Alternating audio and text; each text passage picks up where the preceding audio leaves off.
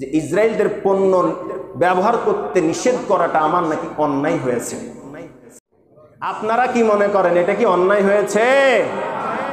ওদের এক একটা পণ্য ব্যবহার করা মানে আমাদের ফিলিস্তিনের এক একটা মুজাহিদদের রক্ত শরীরে মাখা, জোরে বলেন ঠিক কিনা? তোরে একের পর এক জীবন বিলীন করে দিচ্ছে আমার মুসলমান ভাই বোনেরা। আর আপনার বাসায় ইসরায়েলদের পণ্য নিষেধ করেছি ব্যবহার করতে, এতে আপনার গা জ্বলতে লাগলো? আপনি কি আজও মুসলমান আছেন? নিজের কাছে প্রশ্ন তৈরি করেন। আল্লাহ আপনার কাছে কিনতে এসেছেন, আপনি বান্দা হিসেবে আল্লাহ আপনার কাছে দুইটা জিনিস কিনতে এসেছেন, একটা হলো আপনার জীবন আর একটা হলো আপনার ধন সম্পদ, মাল সামগ্রী। আল্লাহ পাক বলতেছেন তোমরা যদি তোমাদের জান এবং মালটা দিতে পারো আমি তোমাদেরকে জান্নাতটা দেব, জোরে বলেন সুবহানাল্লাহ। আপনি আমি যে প্লেট, থালি বা থালা, আপনি আমি যে প্লেট কিংবা থালাতে খাবার খাই, সেই প্লেট কিংবা থালাটা ধরুন পুরো সৌরজগৎ। সেই প্লেট কিংবা থালার একটা জায়গায় ডান কোনায়, পশ্চিম দক্ষিণ কোণার উপরে যদি একটা কলমের যে আগাটা আছে, পিনটা আছে, বল পেনটার যে পিন আছে, সেই পিনটা দিয়ে একটা যদি ঠোকা দেই, তাহলে পারে ওই প্লেটের তুলনায় ওই ফোঁটাটা, বিন্দুটা কি খুবই বড়? বলেন খুবই বড়? তামাম পৃথিবীটা যতটা বড় আমরা মনে করি, সৌরজগৎটা ধরুন একটা প্লেটের সমান। একটা প্লেটের সমান সৌরজগৎ, তার ভিতরে কলমের আগাটা প্লেটের একটা পশ্চিম দক্ষিণ কোণে যে ঠেকালাম, বল পিনটা দিয়ে টাচ করেছি, ওখানে যেই পরিমাণ জায়গা ঘেরবে, সৌরজগতের তুলনায় পৃথিবীটা অত বড়।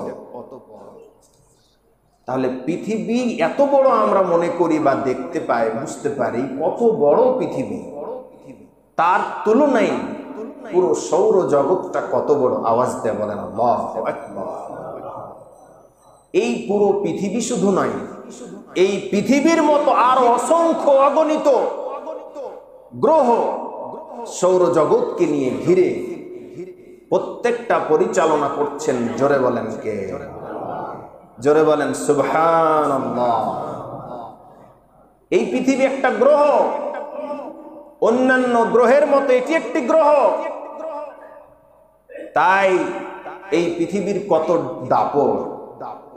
এই পৃথিবীর মধ্যেই রয়েছে ইউরোপ, রয়েছে আমেরিকা, রয়েছে রাশিয়া, রয়েছে ইসরায়েল, রয়েছে ফিলিস্তিন, রয়েছে পাকিস্তান, রয়েছে ভারত, রয়েছে সৌদি আরব, রয়েছে বাংলাদেশ, রয়েছে মায়ানমার থেকে শুরু করে অনেকগুলো, প্রায় 200-র অধিক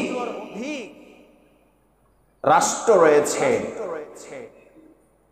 সম্মানিত হাজিরিন, এই পৃথিবীটা যেমন আল্লাহ পাক নিয়ন্ত্রণ করছেন, আবার শয়তান দ্বারা পরিচালিত আইন কানুন দিয়ে আমেরিকা সহ মধ্যপ্রাচ্যের সহ বিভিন্ন দেশের নিয়ম কানুনগুলো তারা পরিচালনা করতে গিয়ে আমাদের মুসলমানদের উপরে তারা একের পর এক নির্যাতন নিপীড়ন চালাচ্ছে। কথা বলেন ঠিক কিনা? সৌরজগতের তুলনায় পৃথিবীটা কিছুই না, তারপরেও এই পৃথিবীর মধ্যে আমেরিকা, রাশিয়া সহ পরাশক্তিরা বসবাস করার কারণে গোটা বিশ্ববাসী তাদেরকে দেখে ভয় পায়। কিন্তু মুসলমান এবং ইমানদার মুত্তাকি যারা, আবু বকর, ওমর, ওসমানের উত্তরসূরি যারা, রাসূল সাল্লাল্লাহু আলাইহি সাল্লামের প্রকৃত উম্মত যারা, তারা কারো রক্তচক্ষুকে ভয় করে না, তাদের কাছে সবচাইতে বড় অস্ত্র আছে ঈমান। কথা বলেন ঠিক কিনা? ঈমানের শক্তিতে বলিয়ান হয়ে যখন তারা কোনো কিছু করেছে, তখন ইহুদি খ্রিস্টান মুশরিকেরা পালানোর জায়গা খুঁজে পায় নাই এক সময়। জোরে বলেন ঠিক কিনা? সেই হারানো গৌরব, সেই হারানো ঐতিহ্য যদি মুসলমান আবারও আঁকড়ে ধরে, বিশ্বাস করুন তামাম পৃথিবীর আনাচে কানাচে যত মুসলমানেরা মার খাচ্ছে, আজও এই মার আর খাবে না। মুসলমানদেরকে দেখেই তারা ভয়ে কম্পমান হয়ে মুসলমানদের অধীনে পায়ের তলেই তারা পিষে মরবে, পায়ের তলেই তারা পা ধরে বেঁচে থাকতে চাইবে। কথা বলেন ঠিক কিনা? যদি বলেন এতগুলো কথা আপনি পাইলেন কোথায়? আজকে সেই কথাগুলো আপনাদের সংক্ষেপে বলবো। যারা চোখ বন্ধ করে আছেন, ঘুমান না, বুঝতে পারছি, হয়তো মনোযোগ বেশি বাড়িয়ে শুনছেন। এখন আর ঘুমানোর সময় নয়। কথা বলেন ঠিক কিনা? এই কয়েকটা মিনিট আপনার আমার বিবেককে জাগ্রত করার সময়, এই কয়েকটা মিনিট আপনার আমার ঈমান বৃদ্ধি পাওয়ার সময়।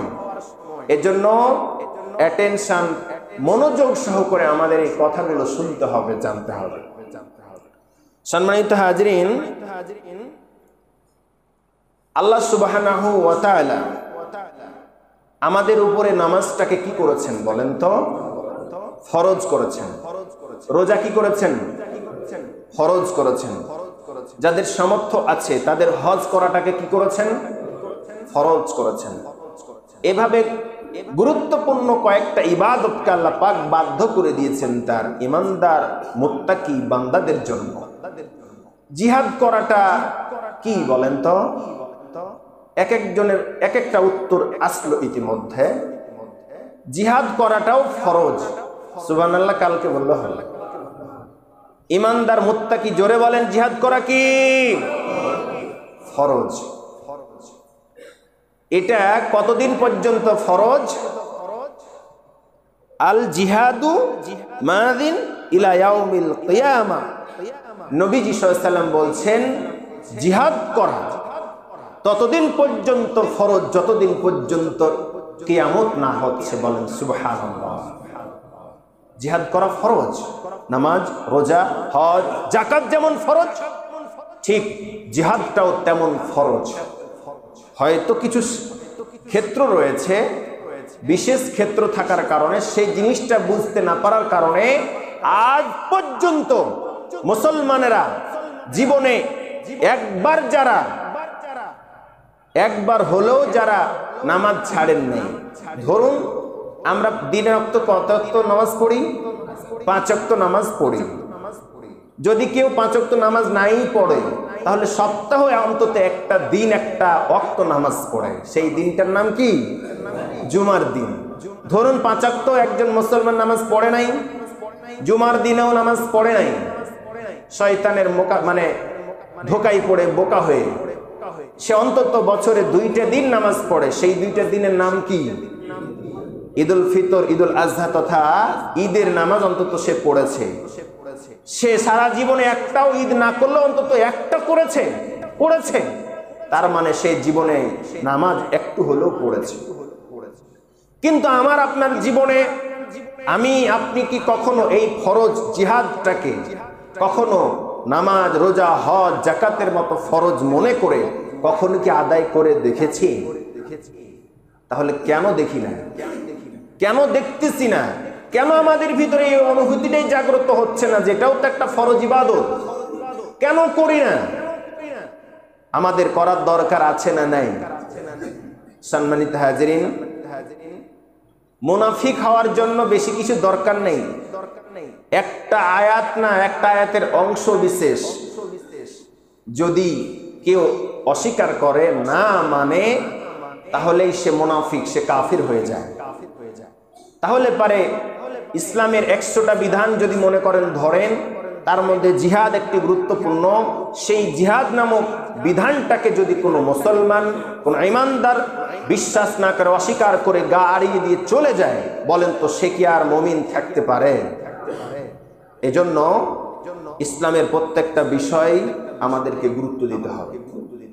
সম্মানিত হাজিরিন, মুয়াজ্জিন আজান যখন দেয়, একজন ইমানদার মুসলমান মুত্তাকির জন্য যেমন নামাজ যাওয়াটা জরুরি হয়ে যায়, একজন মুসলমান আজান শোনার পরে যেমন ঘরে বসে থাকতে পারে না, যাকাত যখন ফরজ হয়ে যায় সে যেমন যাকাত ফরজ করে দেওয়া তার জন্য জরুরি হয়ে যায়, ঠিক তেমনি হজের অর্থ সম্পদ হয়ে গেলে হজ করা যেমন তার জীবনে ফরজ হয়ে যায়, এভাবে করে অন্যান্য ইবাদত যেমন তার নিকট মৌলিক ইবাদত যেমন ফরজ হয়ে যায়, জিহাদটাও ক্ষেত্র বিশেষে সময় যখন চলে আসে তখন মুত্তাকি ইমানদারদের জন্য তা আদায় করা ফরজ হয়ে যায়। সুবহানাল্লাহ বলেন। আল্লাহ সুবহানাহু ওয়া তাআলা পক্ষান্তরে কি বলছেন সেই রিলেটেড কিছু কথা আজকে আমরা শুনবো। আল্লাহ পাক বলছেন, ওয়ালানাবলুওয়ান্নাকুম, আর আমি অবশ্যই তোমাদেরকে পরীক্ষা করব, 100% পরীক্ষা করব, অবশ্যই আমি আল্লাহ তোমাদেরকে পরীক্ষা করব। হাত্তা না'লামাল মুজাহিদিন, আল্লাহু আকবার। আমি আল্লাহ রব্বুল আলামিন দেখতে চাই তোমাদের ভিতরে কে জিহাদকারী। সুবহানাল্লাহ বলবেন। আমি আল্লাহ অবশ্যই তোমাদেরকে পরীক্ষা করব, তোমাদের মধ্যে কারা মুজাহিদ, কারা জিহাদকারী, মুজাহিদিন কারা মুজাহিদ, এটা আমি দেখার জন্য। শুধু তাই নাই, মিনকুমুস ওয়াসসাবিরিন, আল্লাহু আকবার। এটাও আমি দেখতে চাই তোমাদের ভিতরে কারা ধৈর্য ধারণকারী। আওয়াজ দিয়ে বলেন সুবহানাল্লাহ। এই দুইটা জিনিস নিয়ে আমি তোমাদেরকে অবশ্যই পরীক্ষা করব, কে তোমাদের ভিতরে জিহাদকারী মুজাহিদিন আর কে তোমাদের ভিতরে ধৈর্য ধারণকারী। ওয়া নাবলুওয়া আখবারাকুম, আমি আল্লাহ রাব্বুল আলামিন এই দুইটা বিষয়ের উপরে পরীক্ষা এজন্যই করব যাতে তোমাদের অবস্থাটা যাচাই করতে পারি। সুবহানাল্লাহ বলেন।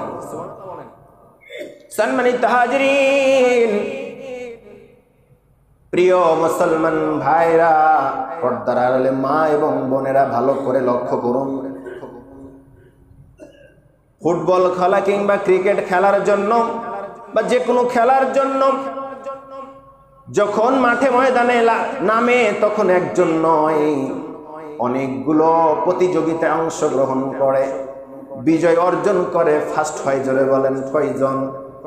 দৌড় প্রতিযোগিতা হোক ও বা অন্য কোনো খেলাই হোক, হার জিতের কারণে দল টিম জিতে যায় কিংবা একজন চ্যাম্পিয়ন হয়, সবাই কিন্তু হয় না। সম্মানিত হাজিরিন, আল্লাহ সুবহানাহু ওয়া তাআলার এই পৃথিবীতে যতগুলো বান্দা রয়েছে, বান্দি রয়েছে, সবাইকে আল্লাহ রাব্বুল আলামিন এভাবে পরীক্ষা করতে চান, কারা বেশি জিহাদ করে, জিহাদকারী, আর কারা ধৈর্য ধারণকারী, সেটা পরীক্ষা করার মাধ্যমে এই অবস্থাটা যাচাই করতে পারে আসলে কারা ফার্স্ট, কারা সেকেন্ড, কারা চ্যাম্পিয়ন। জোরে বলেন সুবহানাল্লাহ। এজন্যই আল্লাহ যাচাই করতে চান তোমাদের ভিতরে কারা চ্যাম্পিয়ন হয়, কারা ফার্স্ট হয়, কারা আমার এই আনুগত্য করে সর্বোচ্চ পুরস্কারটা পাওয়ার আশায় কারা এই দুইটা জিনিসের পরীক্ষা দেয়, সেটা আমি যাচাই করতে চাই। সম্মানিত হাজিরিন, আমরা জিহাদ সম্পর্কে গত সপ্তাহে কিছু শুনেছিলাম। আসলে জিহাদ মানে কি? জিহাদ মানে, জিহাদ শব্দটির আরবি শব্দ, এটির শাব্দিক অর্থ হচ্ছে চেষ্টা করা, প্রচেষ্টা চালানো, সংগ্রাম করা, পরিশ্রম করা। যে অর্থগুলো বললাম সবগুলোই অর্থ হচ্ছে রূপক অর্থ। আসল অর্থ, অরিজিনাল খাঁটি নির্ভেজাল অর্থ হচ্ছে আল্লাহর রাস্তায় সশস্ত্র সংগ্রাম করার নামই হচ্ছে জিহাদ। জোরে বলেন সুবহানাল্লাহ। আপনি তাহাজ্জুদের নামাজের জন্য উঠবেন, সেই রাত আগের রাত থেকেই চিন্তা করছেন যে আমি অল্প ঘুমাবো, পেরেশান বোধ করেছেন, এটা একটা জিহাদ। আপনি একটা গাছ লাগাবেন, তার পূর্ব শর্ত একটা খাল করা, এটা একটা জিহাদ। আপনি পরীক্ষা দিবেন বা বাচ্চারা ছাত্ররা পরীক্ষা দিবে, তার পূর্ব শর্ত পড়াশোনা করছে দিনের পর দিন, রাতের পর রাত, টিউশনি, প্রাইভেট স্কুল, মাদ্রাসা, পরীক্ষায় ভালো কিছু করবার জন্য, এটাও একটা জিহাদ। এভাবে করে জিহাদের অনেকগুলো ব্যাখ্যা এবং সংজ্ঞা আছে, কিন্তু সবগুলোই রূপক অর্থে ব্যবহৃত হয়েছে। আসল এবং অরিজিনাল অর্থ হচ্ছে আল্লাহর রাস্তায় সশস্ত্র সংগ্রাম করার নামই জিহাদ। জোরে বলেন ঠিক কিনা? এগুলো বাকি যেগুলো বললাম সবগুলো রূপক অর্থে ব্যবহার হয়। সম্মানিত হাজিরিন, পারিভাষিক কয়েকটা অর্থ আপনাদেরকে শোনাই। এক নম্বরে, আল্লাহ পাকের বিধান পালন এবং প্রচারের সব ধরনের কাজ, শ্রম, চেষ্টা, প্রচেষ্টাকে জিহাদ বলা হয়। আল্লাহর রাস্তায় আল্লাহর বিধান পালনের জন্য এবং আল্লাহর বিধান প্রচারের জন্য সব ধরনের কেউ যদি লেখালেখি করে, আল্লাহর দিন প্রচারের জন্য লেখালেখি করে, কবি হয়, সাহিত্যিক হয়, কিংবা অন্যভাবে প্রচারণা করে, পালন করে, সেটাও কিন্তু জিহাদ। তাহলে কাজ, শ্রম, চেষ্টা, প্রচেষ্টা যতগুলো হবে আল্লাহর রাস্তায়, সবগুলোকে জিহাদ বলা হয়। 2 নম্বর হচ্ছে কাফের মুশরিকদেরকে দাওয়াত প্রদান করা, ইসলামের দাওয়াত প্রদান করা, এটা একটা জিহাদ। এবং অন্যায় কাজের বাধা প্রদান করা, অন্যায় কাজের প্রতিবাদ করাটাকেও জিহাদ বলা হয়। পারিভাষিক সংজ্ঞা বলছি। 3 নম্বরে, জালেম শাসকের সামনে সত্য কথা বলাটাও এক ধরনের জিহাদ। আওয়াজ দিয়ে বলেন ঠিক কিনা? জালেম শাসকের সামনে সত্য কথা বলাটাও একটা জিহাদ। যেমন তেমন নয়, এটা উত্তম জিহাদ বলা হয়েছে হাদিসে। এটা গত 16 বছর টের পাওয়া গেছিল। যারা মুখকে বন্ধ রেখেছিল, শুধু মরার আওয়াজ, মাটির তলের আওয়াজ করে সারাটা 16টা বছর কাটিয়েছে, বুঝতে হবে তারা প্রকৃত জিহাদ অত্যাচারী শাসকের বিরুদ্ধে করতে পারে নি। আর যারা করেছে আল্লাহ পাকের সেই প্রকৃত মুজাহিদ হিসাবে, তারা আল্লাহ পাকের খাতায় হয়তো নামটা চলে যেতে পারে। এ কথার সাথে একটু কথা যোগ করতে চাই। গত জুমাতে আমি আপনাদের সম্মুখে ইসরায়েলদের ব্যাপারে আর ফিলিস্তিনিদের ব্যাপারে কিছু কথা বলেছিলাম, মনে পড়ছে না? পড়ে নাই? এমনও বলেছিলাম সারা পৃথিবীর মুত্তাকি মুমিনেরা, ইমানদারেরা তাদের পণ্য বয়কট করবার জন্য আপ্রাণ চেষ্টা চালিয়েছে। সেজন্য আমি তালিকা ধরে ধরে ইসরায়েলদের প্রায় 47 কি 49টা পণ্য বয়কটের জন্য, ব্যবহার না করার জন্য বলেছিলাম। ঠিক কিনা বলেন? আজকে গতকালকে আমার কাছে নিউজ আসলো যে ইসরায়েলদের পণ্য ব্যবহার করতে নিষেধ করাটা আমার নাকি অন্যায় হয়েছে। নাউজুবিল্লাহ, কালকে বললেও হবে। আপনারা কি মনে করেন এটা কি অন্যায় হয়েছে? ওদের এক একটা পণ্য ব্যবহার করা মানে আমাদের ফিলিস্তিনের এক একটা মুজাহিদদের রক্ত শরীরে মাখা। জোরে বলেন ঠিক কিনা? কেমনে আপনি বলতে পারলেন ইসরায়েলদের পণ্যকে বয়কট করা আমার অপরাধ হয়ে গেছে? আশ্চর্য ব্যাপার। একদিকে আমার মুসলমান ভাইরা জীবন দিচ্ছে, রক্ত দিচ্ছে, শিশু বলে নয়, কিশোর বলে নয়, মহিলা বলে নয়, নারী বলে নয়, বৃদ্ধ বলে নয়, অকাতরে একের পর এক জীবন বিলীন করে দিচ্ছে আমার মুসলমান ভাই বোনেরা। আর আপনার বাসায় ইসরায়েলদের পণ্য নিষেধ করেছি ব্যবহার করতে, এতে আপনার গা জ্বলতে লাগলো? আপনি কি আজও মুসলমান আছেন? নিজের কাছে প্রশ্ন তৈরি করেন, কিভাবে বলতে পারলেন আপনি? সম্মানিত হাজিরিন, এই কথাগুলোকে যদি মানুষ রাজনীতি মনে করে, এই কথাগুলোকে যদি গায়ে পেতে নাই, বুঝতে হবে ওর ভিতরে মুনাফিকের রক্ত আছে। আওয়াজ দিয়ে বলেন ঠিক কিনা? আমি আমার ইমানি দায়িত্ব নিয়ে কথাগুলো বলেছি। কিছুই তো করতে পারি না, তার অন্তত পণ্যগুলো বয়কটের মাধ্যমে আমরা আল্লাহর কাছে এটুকু প্রার্থনা করতে পারি, আল্লাহ ঘৃণা ভরে তাদের পণ্য বয়কট করেছিলাম, এটাই তুমি আমাদের নাজাতের ওসিলা বানাও। এটুকুও যদি করতে না পারি, কিসের আপনি মুসলমান? কথা বলেন ঠিক কিনা? যা বলবো খোলামেলা বলবো, খোলামেলাই বলবো, কারণ অত্যাচারী শাসকের বিরুদ্ধে কথা বলাটা একটা জিহাদ। এখন তারা ইসরায়েল তথা ওরা অত্যাচারী শাসক কিনা বলেন, তাদের বিরুদ্ধে সত্য কথা বলাটা একজন ইমানি দায়িত্ব, একজন খতিব হিসাবে।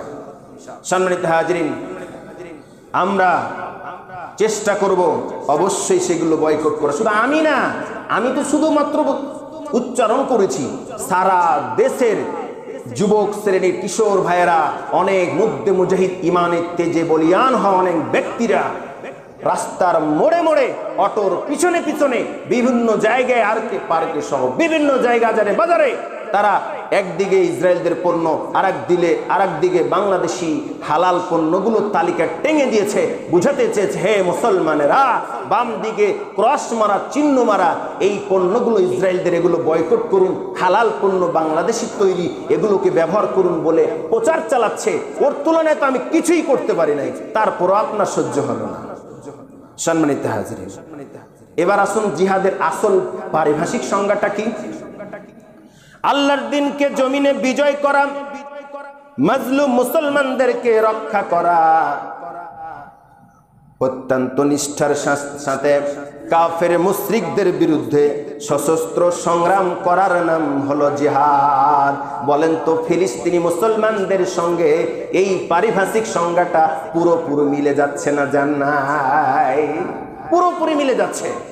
আল্লাহর দিনকে জমিনে বিজয় করা, মাজলুম মুসলমানদেরকে রক্ষা করা। আজকে তারা মাজলুম, কথা বলেন ঠিক কিনা? তাদের রক্ষার জন্য সংগ্রাম করাটা একটা জিহাদ। অত্যন্ত নিষ্ঠার সাথে কাফের মুশরিকদের বিরুদ্ধে সশস্ত্র সংগ্রাম করার নাম হচ্ছে জিহাদ। এই সংজ্ঞাটা হচ্ছে আসল সংজ্ঞা। সম্মানিত হাজিরিন, প্রশ্ন আসতে পারে জিহাদের আসল লক্ষ্য এবং উদ্দেশ্যটা কি? আসল লক্ষ্য উদ্দেশ্য হচ্ছে কুফরি শক্তি তথা তাগুতি শক্তি, কুফরি শক্তিকে ধ্বংস করে দিয়ে আল্লাহর দিনকে সমুন্নত করা। এটাই হচ্ছে জিহাদের আসল লক্ষ্য এবং উদ্দেশ্য। আওয়াজ দিয়ে বলেন ঠিক কিনা? কাফিরি শক্তি, তাগুতি শক্তি, কুফরি শক্তিকে ধ্বংস করে আল্লাহর দিনকে সমুন্নত করা, বিজয় করার উদ্দেশ্যেই সংগ্রাম করাটা, এটাই হচ্ছে জিহাদের লক্ষ্য এবং উদ্দেশ্য। সম্মানিত হাজিরিন, প্রশ্ন আসতে পারে যারা মুসলমান নয়, অমুসলমান, তাদের ব্যাপারে ইসলামের কি বক্তৃতা রয়েছে? ধরুন একটা সময় নবীজি সাল্লাল্লাহু আলাইহি ওয়াসাল্লামের জামানায় ইসলাম বিজয় হয়ে গেল। বিজয় হওয়ার পরেও মুসলমান বাদে অনেক অমুসলমান, কাফির, মুশরিক, হিন্দু অথবা অন্য ধর্ম বলি লোক ছিল না। তাহলে ওই সময়তে কিভাবে তারা পরিচালনা করেছে? আজও যদি ইসলাম বিজয় হয় তাদের কি সুবিধা, তাদেরকে কিভাবে চলতে ফিরতে দেওয়া হবে? ইসলাম কতটা উদার, কতটা শান্তির ধর্ম, একটাবার শুনুন। সম্মানিত হাজিরিন, একজন মুসলমান হিসাবে অমুসলমানদের প্রতি আমাদের ইসলামের সুমহান দাওয়াত, সুন্দর বাণীটা কোরআন ও হাদিসের তুলে ধরতে হবে, দাওয়াত দিতে হবে। এটা হলো ফার্স্ট কাজ। এক নাম্বার কাজ হলো অমুসলমানদেরকে দাওয়াত দিতে হবে, ইসলামের দাওয়াত, নামাজের দাওয়াত, কালেমার দাওয়াত দিতে হবে। কালেমার দাওয়াত, নামাজের দাওয়াত দিয়ে দিয়ে তাদেরকে ইসলামের ছায়াতলে আনতে হবে, কিন্তু জোর করা যাবে না। ইসলামের দাওয়াত গ্রহণ করলো না কোনো মুসলমান, তাতে আমাদের যায় আসে না। আল্লাহ পাক কি শাস্তি দিবেন সেটা তার ব্যাপার, কিন্তু তারা, আল্লাহ পাক ভালো জানেন, কিন্তু তারা আমাদের বিরুদ্ধে কোন কিছু করার অধিকার নাই। সেটি হলো তারা আল্লাহর এই জমিনে আল্লাহর বান্দার উপরে জুলুম, নির্যাতন, নিপীড়ন, নিষ্পেষণ করতে পারবে না। যদি করতে আসে তাহলে পারে তাদের বিরুদ্ধে যুদ্ধের ঘোষণা দিয়েছেন স্বয়ং। জোরে বলেন কে? কথা বলেন। এখন যারা পৃথিবীতে বসবাস করতেছে এমন কাফের মুশরিক যারা, তারা আমাদের এই সংজ্ঞা, আল্লাহর এই কথার সঙ্গে, এই কথাগুলোর সঙ্গে মিলে যাচ্ছে না যায় না? বলেন তো। স্পষ্ট মিলে যাচ্ছে। মুসলমানেরা তখনই জিহাদে নামবে যখন দেখবে অমুসলমানেরা আল্লাহর জমিনে আল্লাহর বান্দাদের উপরে জুলুম, নির্যাতন, নিপীড়ন, নিষ্পেষণ, ফিতনা, ফাসাদ সৃষ্টি করতেছে। এগুলোর অধিকার তো তাদের নেই। যখন এগুলো করতেছে তখনই এগুলো সহ্য করবে না কে বলেন তো? মুসলমান। কথা বলেন ঠিক কিনা? এইটাই হচ্ছে, তখনই ঝাঁপিয়ে পড়তে হবে মুসলমান ইমানদারদেরকে। সম্মানিত হাজরিন, এখন মুসলমান যদি বিজয় হয়, ওই রাষ্ট্রে যদি কোনো অমুসলমান বস করে, তাহলে তারা তাদের ধর্ম নিয়ে ধর্ম পালন করতে পারবে, যা খুশি তাই করতে পারবে। জাস্ট শুধুমাত্র কর, জিজিয়া, কর, ভ্যাট, অথবা আরো আমাদের দেশের নাম আরো আছে ট্যাক্স, এই জাতীয় কিছু। এক কথাই ওই সময়ের তথ্য অনুযায়ী জিজিয়া বা কর প্রদান করবে এবং তারা তাদের মতো করে ধর্ম পালন করবে। কারণ লা ইকরাহা ফিদ্দীন, ধর্মের ব্যাপারে, দিনের ব্যাপারে জোর করার এখতিয়ার আল্লাহ নিজেই দেয়নি। লাকুম দীনুকুম ওয়ালিয়া দীন, তোমার ধর্ম তোমার কাছে হয়তো ভালো লাগতে পারে, আমার দিন, আমার ধর্ম আমার কাছে ভালো লাগতে পারে। অতএব সে ব্যাপারে আমাদের কোনো বাড়াবাড়ি নাই। কিন্তু যখন মুসলমানদের উপরে নির্যাতন নিপীড়ন চালাবে মুসলমান, তখন ঘরে বসে থাকার কথা নয়। যখনই আমরা ঘরে বসে থাকছি তখনই তারা আমাদের উপরে মাথার উপরে কাঁঠাল ভেঙে খাচ্ছে। কথা বলেন ঠিক কিনা? সম্মানিত হাজিরিন, প্রশ্ন আসতে পারে, অমুসলমান, ইসলাম এবং জাহিলিয়াতের সবচেয়ে বড় পার্থক্য এটাই। আল্লাহ রাব্বুল আলামিন বলেন, হুয়াল্লাযী আরসালা রাসূলাহু বিল হুদা ওয়া দীনিল হক লিইয়ুযহিরাহু আলাদ দীনি কুল্লিহি ওয়ালাউ কারিহাল মুশরিকুন। আওয়াজে বলেন আল্লাহু আকবার। আল্লাহ সুবহানাহু ওয়া তাআলা বলেন, আমি আমার রাসূলকে পথ নির্দেশক এবং সত্য দিন সহকারে প্রেরণ করেছি, যাতে করে সব ধর্মের, সব আদর্শ তথা সব ধর্মের উপরে ইসলামটাকে বিজয় করতে পারে। জোরে বলেন সুবহানাল্লাহ। পৃথিবীতে যত ধর্ম আছে, যত দিন আছে, যত ধর্ম আছে, গ্রন্থ আছে, দিন আছে, ধর্ম আছে, সব ধর্মকে বাতিল করে একমাত্র ইন্নাদ-দীনা ইনদাল্লাহিল ইসলাম, ইসলামটাকে পরিপূর্ণতা দিয়েছেন। জোরে বলেন কে? আল্লাহ সুবহানাহু ওয়া তাআলা ইসলামকে পরিপূর্ণ জীবন ব্যবস্থা হিসাবে ঘোষণা দিয়েছেন। আর এজন্যই নবী এবং রাসূলদেরকে প্রেরণ করেছেন সত্য দিন এবং সত্য পথ প্রদর্শক হিসাবে। আওয়াজ দিয়ে বলেন সুবহানাল্লাহ। সুতরাং যেহেতু নবী রাসূলেরা এসেছিলেন পথ দেখাতে, সত্য ধর্ম নিয়ে এসেছেন, যাতে করে সত্য তথা ইসলাম ধর্ম নিয়ে এসেছেন, সেই ধর্ম দিয়ে অন্য ধর্মের উপরে যেন বিজয় অর্জন করতে পারে। যতই কাফের মুশরিকদের জ্বালা যন্ত্রণা হোক বা অপছন্দ হোক, তবুও ইসলামকেই বিজয় করাতে মুসলমানদেরকে বলা হয়েছে। সম্মানিত উপস্থিতি, কেন আল্লাহ পাকের বিধানটাকে মানতে হবে শর্তহীনভাবে? অন্য ধর্মের উপরে অনুসারী হওয়া যাবে না। কারণটা কি? কারণ হচ্ছে অমুসলমানদের সংবিধানে লেখা আছে বান্দাকে বান্দার সামনে গোলামি করতে হয়। কথা বলেন ঠিক কিনা? হিন্দু বলেন, বৌদ্ধ বলেন, খ্রিস্টান বলেন, অন্য ধর্ম, ইসলাম বাদ দিয়ে যত ধর্ম আছে, বান্দাকে বান্দার গোলামি করতে শেখাই। কিন্তু আমার ধর্ম তথা ইসলাম ধর্ম কখনো বান্দাকে বান্দার গোলামি করতে শেখায় না। বান্দাকে যিনি সৃষ্টি করেছেন তামাম পৃথিবী, সেই রবের হুকুমত পালন করতে বলে। কথা বলেন ঠিক কিনা? আল্লাহুল খালক ওয়াল আম, সৃষ্টি যার, বিধান চলবে তার। সৃষ্টি কার? জোরে বলেন তো। আল্লাহর সৃষ্টি, আল্লাহর জমিন, আল্লাহর হুকুমত চলবে, বিধান চলবে, আইন চলবে, নিয়ম চলবে। এই কাজটাই করতে শেখাই আল্লাহ সুবহানাহু ওয়া তাআলা।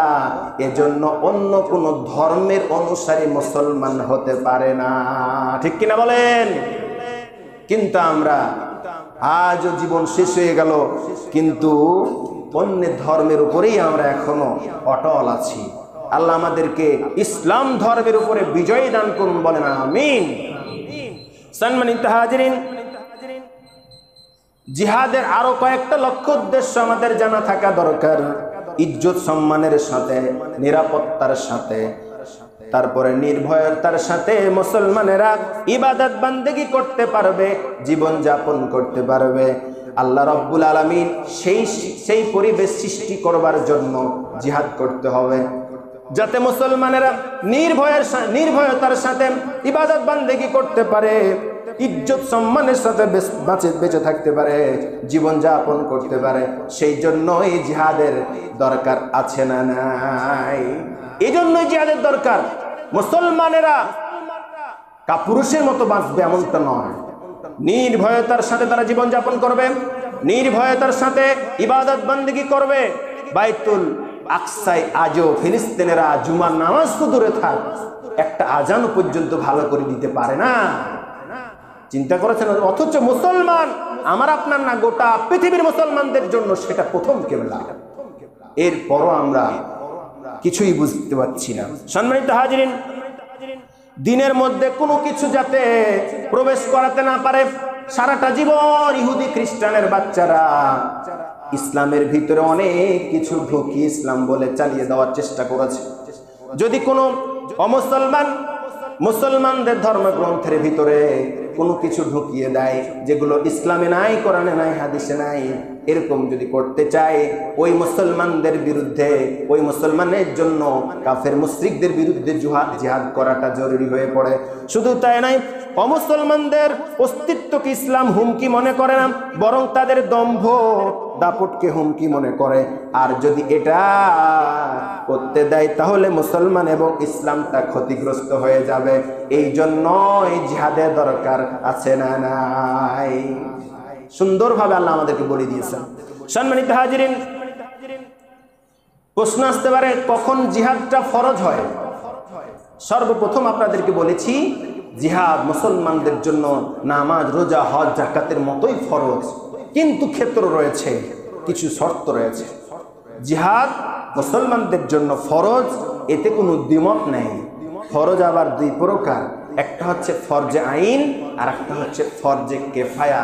একটু আওয়াজ দিয়ে বলেন তো, ফরজ কয় প্রকার? দুই প্রকার। এক নাম্বার ফরজে আইন, জরুরি, যেটা না করলে হবেই না, এমন ফরজকে বলা হয় ফরজে আইন। দুই নাম্বার হচ্ছে ফরজে কেফায়া।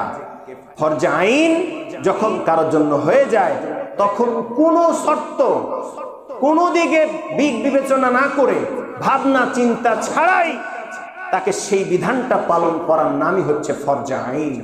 কথা বলেন ঠিক কিনা? ফরজে কেফায়ার ভিতরে কিছু শর্ত এবং কিছু বিষয় রয়েছে। ফরজে আইন কখন হয়, অর্থাৎ জিহাদ ফরজে আইন কখন হয়? নাম্বার 1, যখন কাফেরেরা মুসলমানদের উপরে আক্রমণ করে, তখন মুসলমানদের জন্য জিহাদটা ফরজে আইন হয়ে যায়। আচ্ছা বলেন তো, ইসরায়েল কাফের সেনারা মুসলমানদের উপরে আজও নির্যাতন নিপীড়ন করতেছে, আক্রমণ করতেছে না? করে নাই? করার কারণে জিহাদ ফরজে আইন হয়ে গেছে অলরেডি। সম্মানিত উপস্থিতি, 2 নম্বরে, মুসলমান নারী এবং শিশুদেরকে যদি তারা বন্দী করে, তখন মুসলমানদের জন্য জিহাদ করাটা ফরজে আইন হয়ে যায়।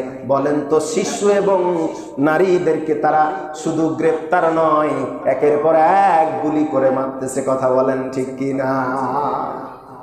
3 নম্বর, কাফের বাহিনী মুসলিম সৈন্যদের মুখোমুখি যখন হয়ে যাবে, তখন জিহাদ ফরজে আইন হয়ে যায়। নাম্বার 4, মুসলমানদের ভূমি কাফেররা যদি দখল করতে চায়, তখন মুসলমানদের জন্য জিহাদ ফরজে আইন হয়ে যায়। কথা বলেন ঠিক কি না? বলেন তো, ইসরায়েলেরা ফিলিস্তিনের গাজা সহ তাদের পুরো রাষ্ট্রটা দখল করার পায়তারা করছে। কথা বলেন ঠিক কি না? এই অবস্থায় মুসলমানদের জিহাদ করাটা ফরজে আইন হয়ে গেছে। কথা বলেন ঠিক কি না? সম্মানিত উপস্থিতি, ফরজে কেফায়া কি জিনিস? ফরজে কেফায়া হলো সামষ্টিকভাবে সবার উপর ফরজ। সামষ্টিকভাবে যদি সংখ্যায় কম হয়, ধরুন এখন ফিলিস্তিনের সংখ্যা কম না বেশি, কম হওয়ার কারণে ফরজে কেফায়াটা কেমন ফরজ একটা বল লক্ষ্য করেন। যদি সংখ্যায় কম হয়, তাহলে পার্শ্ববর্তী এলাকা কিংবা পার্শ্ববর্তী রাষ্ট্র কিংবা সারা পৃথিবীর মুসলমানদের উচিত হবে ওই মুসলমানদের পক্ষে নিয়ে জিহাদ করা। এবার বলেন তো, শুধু ফিলিস্তিন নয়, আশেপাশের এলাকা নয়, আশেপাশের দেশ নয়, এখন এই ফরজে কিফায়ার মধ্যে আমি আপনিও পড়ে গেছি না যায় নাই? স্পষ্ট কথা। ফরজে কিফায়া তখনই হয় যখন ওই অঞ্চলের মুসলমানরা ওই সমস্ত কাফের মুশরিকদের সাথে লড়াই করতে ব্যর্থ হয়। সংখ্যায় কম, জনবল কম, শক্তি কম, অস্ত্র কম, শস্ত্র কম, কোনো কিছুতেই তারা পারছে না। এমনটা যখন হবে, আশেপাশের সকল মুসলমানদের জন্য ফরজে কিফায়া হয়ে যায় জিহাদ করানো তাদের জন্য। সম্মানিত উপস্থিতি, সেক্ষেত্রে যদি কোনো মুসলমানের জানের দরকার হয় দিতে হবে, মালের দরকার হলেও দিতে হবে, যা খুশি তাই দিতে হবে, মানে যা খুশি বলতে যা দরকার তাই আমাদেরকে দিতে হবে। আল্লাহ আমাদেরকে সঠিক বুঝ দান করুন। সম্মানিত উপস্থিতি, আমি আপনি জান এবং মাল দিলে কি পাবো সেটা কি আমরা জানতে চাই? পরিশেষে কথা বলতে চাই, সময় সংকীর্ণতার কারণে আয়াতটি তেলাওয়াত করা হলো না, একটা মানে মিনিটের ভিতরে সব কথা সারসংক্ষেপ এভাবে তুলে ধরতে চাই। আল্লাহ পাক বলতেছেন, শুধু ফিলিস্তিন না, যখন যেখানে দরকার হবে তখন তোমরা সেখানেই জান এবং মাল দিয়ে জিহাদ করো, আমি আল্লাহ তোমাদের জন্য জান্নাতটাকে প্রস্তুত করে রেখেছি। বলেন সুবহানাল্লাহ। আপনি সবজিওয়ালার দোকানে গেলেন, বললেন 100 টাকা নেন, প্রয়োজনীয় সবজিগুলো আপনি আমাকে দেন। আপনি দিলেন কি? কথা বলেন। টাকা। সে দিল কি? সবজি বা তরি তরকারি। সম্মানিত উপস্থিতি, আমি এভাবে বুঝাতে চাই, আল্লাহ পাক বলতেছেন, আমি তোমাদের জান এবং মালটাকে কিনে নিলাম, বিনিময়ে আমি তোমাদেরকে জান্নাত দিলাম। সুবহানাল্লাহ বলবেন না? আল্লাহ নিজে আমাদের, ধরেন কিছুক্ষণের জন্য কাস্টমার, আপনি দোকানদার, আপনার কাছে আছে জান, এই জীবনটা, আর আছে আপনার সম্পদ, গাড়ি বাড়ি, ধন দৌলত, সব কিছু আপনার কাছে আছে। আল্লাহ আপনার কাছে কিনতে এসেছেন, আপনি বান্দা হিসাবে আল্লাহ আপনার কাছে দুইটা জিনিস কিনতে এসেছেন, একটা হলো আপনার জীবন আর একটা হলো আপনার ধন সম্পদ, মাল সামগ্রী। আল্লাহ পাক বলতেছেন, তোমরা যদি তোমাদের জান এবং মালটা দিতে পারো, আমি তোমাদেরকে জান্নাতটা দিব। জোরে বলেন সুবহানাল্লাহ। ইন্নাল্লাহা আশতারা মিনাল মুমিনিনা আনফুসাহুম ওয়া আমওয়ালাহুম বিআন্না লাহুমুল জান্নাহ ইউকাতিলুনা ফি সাবিলিল্লাহি ফায়াকতুলুনা ওয়া ইউকতালুন। আমি তোমাদের কাছ থেকে জান এবং মালটা কিনে নিয়েছি, বিনিময়ে তোমাদেরকে জান্নাত দেব। তোমাদের কাজ হলো ইউকাতিলুনা ফি সাবিলিল্লাহ, আমি আল্লাহ রাস্তায় সংগ্রাম করবে, জিহাদ করবে, প্রাণান্তকার প্রচেষ্টা চালাবে। এই জিহাদ সংগ্রাম করতে গিয়ে তোমরা ওদেরকে মারবে, শুধু নয় তাদেরকে যেমন মারবে তোমরাও মেরে, তোমরাও মার খেয়ে খেয়ে শহীদ হয়ে যাবে, আর আমি আল্লাহর জান্নাতটা তোমাদেরকে দেওয়ার জন্য আমি প্রস্তুত আছি। বলেন সুবহানাল্লাহ। আল্লাহ আমাদেরকে সঠিক বুঝদান করুন। যেখানে যেভাবে আছি সেখান থেকে সেভাবেই প্রাণান্তকার প্রচেষ্টা চালিয়ে আমরা আমাদের জিহাদের হক আদায় করে আল্লাহ আমাদেরকে তৌফিক দান করুন। বলেন আমিন।